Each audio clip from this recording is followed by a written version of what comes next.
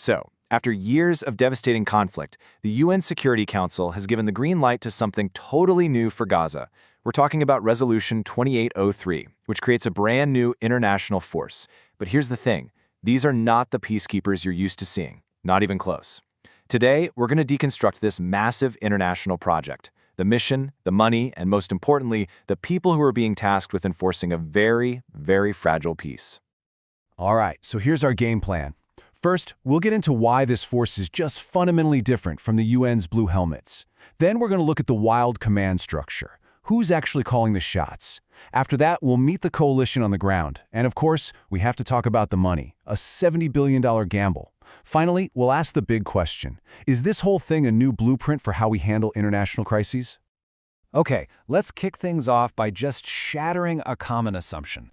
When we hear that word peacekeeper, a very specific image pops into our heads, right? Well, what's being assembled for Gaza is something else entirely. You gotta forget what you think you know. Yeah, seriously, what do you picture? For most of us, it's probably soldiers in those iconic light blue helmets, observing a ceasefire from a distance, flying the UN flag. It's a passive role, really. But the force being built for Gaza, it is designed from the ground up to be the complete opposite. And this right here, this is the whole story. On the left, you've got your classic blue helmet model. It's all about consent. They can't do much unless everyone agrees. They just observe and monitor. But look at the right side. The International Stabilization Force, or ISF, it's built for enforcement.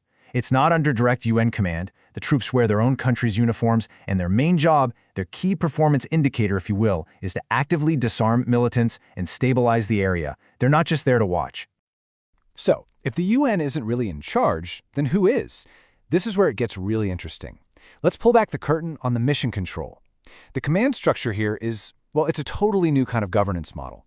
Honestly, anyone who's ever managed a complex project will see some familiar and frankly very challenging elements here. Right at the very top, you have the political and strategic leadership. Think of it as the board of directors for this entire operation. It's a brand new group, and it's called the Board of Peace. They have supreme authority over Gaza's entire transitional government. And this is where a lot of the controversy starts. I mean, look at this board. It's a collection of very high-level international political and business figures. But take a close look. Who's not at the table? There are 0 Palestinians on this board. From a project management standpoint, that is a massive stakeholder issue right out of the gate. It raises huge questions about local buy-in. Okay, so that's the board of directors. But what about the day-to-day project management? That all happens at a place called the Civil Military Coordination Center, or CMCC. It's this high-tech command hub, but it's not even in Gaza. It's about 20 miles away in Kiryat Gat, Israel. This is the nerve center of the entire mission. You can think of this as the PMO, the Project Management Office for this whole thing. It's led by some very senior American military and diplomatic folks, and their job is to coordinate, well, everything. We're talking troop movements, intelligence, humanitarian aid, you name it. It is a monumental logistical challenge, all being managed in real time from this one location. So, we've seen the leadership, we've seen the project managers, but who are the actual people who have to go out and execute this incredibly dangerous mission? Let's talk about the human side of this force, the actual soldiers who are going to be on the streets interacting with the local community day in and day out. Now, the way this force is being put together is really deliberate, really strategic. The idea is to use troops mainly from Muslim-majority countries. Why? To boost legitimacy and maybe, just maybe, get some local acceptance. But as you can see from this table, it's been a huge diplomatic headache. Major Arab players like Jordan and the UAE said no thanks. They're not comfortable with the whole enforcement idea. Meanwhile, others, like Turkey, were just outright blocked. So just assembling the team has been a massive hurdle. This quote from Indonesia's president really hits home the sheer scale we're talking about. I mean, this is not some small observer mission. We're talking about a force that could be the size of a small army, made up of soldiers from cultures that, have a shared religious and historical connection to the people they'll be working with. So we've got the leadership, we've got the troops. Now let's talk about the actual scope of work for this project.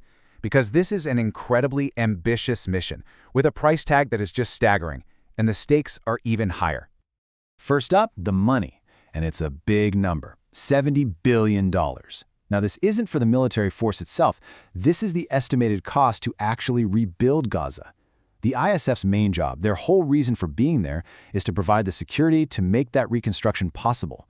A World Bank trust fund is being set up to manage it all, but if the ISF can't keep the peace, none of that money can be spent. And here are the core deliverables of the mission. You could call it the work breakdown structure. Now, the mandate authorizes the use of all necessary measures. That's UN speak for permission to use military force.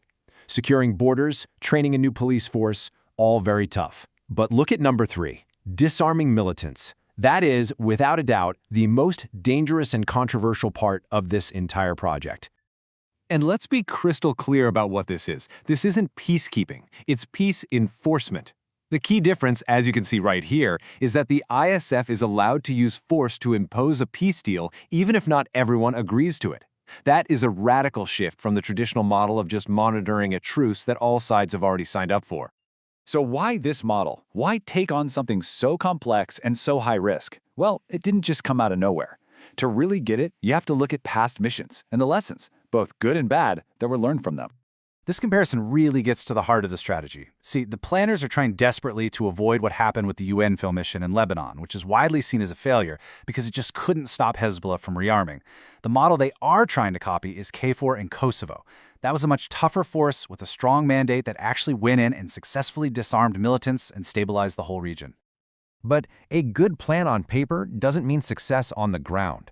From a project management point of view, the risk register for this thing is just a sea of red. I mean, look at this. You've got active armed opposition from Hamas, you've got this deep hesitation from the contributing nations to actually shoot at fellow Arabs, and underneath it all, you have this fundamental crisis of legitimacy, because the whole plan was cooked up with almost no Palestinian input. And that really brings us to the final, critical question, doesn't it? The ISF is a massive gamble, a real high-stakes bet. If it works, it could literally become the new playbook for how the world deals with these impossible conflicts. But if it fails, it will be a tragic, cautionary tale of international ambition gone wrong. The answer, one way or another, is going to redefine intervention for decades to come.